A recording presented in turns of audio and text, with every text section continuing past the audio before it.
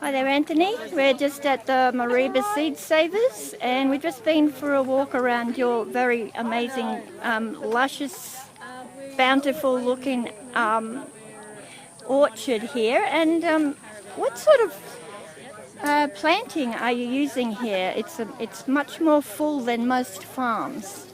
Yeah, I've gotten into, I used to sort of do monoculture style farming, and I just didn't like it because it always had chemicals and baddies for human beings, so I decided to listen to other people and getting into permaculture to grow, and not only that, for what's coming in the future, to be able to, have food, and yeah, so it's really good.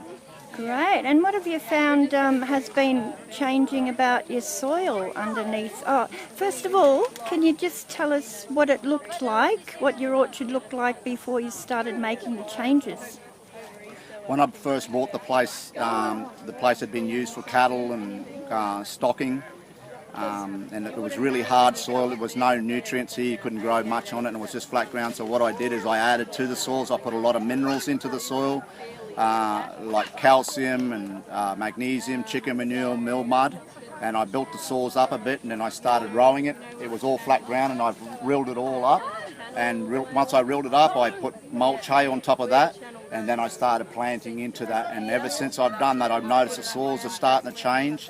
It was a yellowish brown colour, and now it's gone to black, which is telling me it's very humus. It's getting good microbes and good organisms into the soil.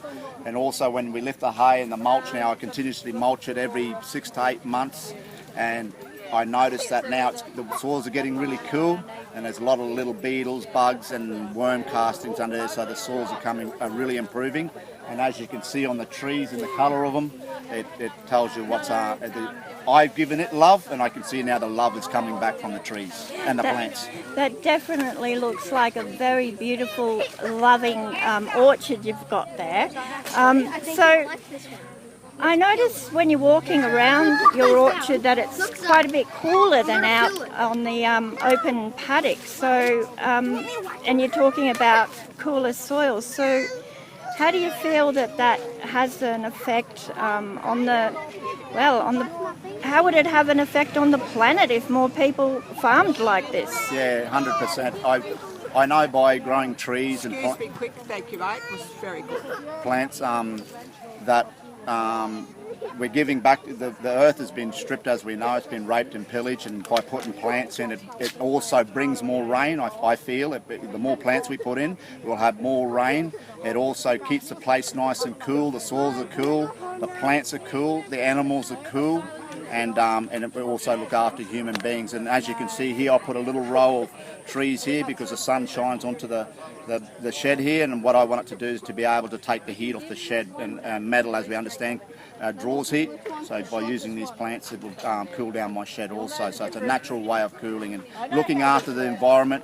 I have a love for it. It's and I think a lot of people that are doing the same as me or trying to grow a garden have a love for it, and I think it's a great thing for the future and just to help out planet Earth. We've taken enough, and I think it's time for us to all give back now. Yeah, wonderful. Good on you, Anthony. That's really wonderful that you're doing that. And so if somebody's watching this and they're feeling really inspired and they'd like to take some steps towards this kind of farming, where would you suggest that they start?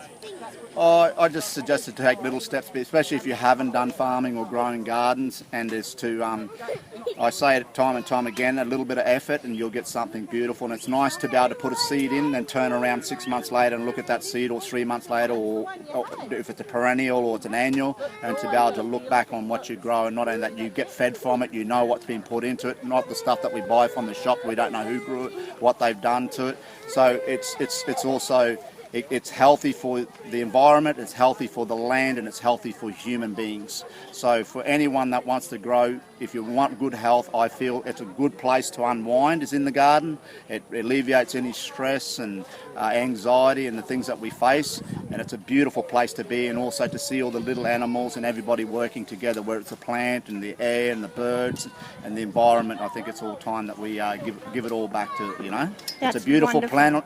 And we want to look after it for future generations, our children and so forth, and this is the way going forward, is to look after it and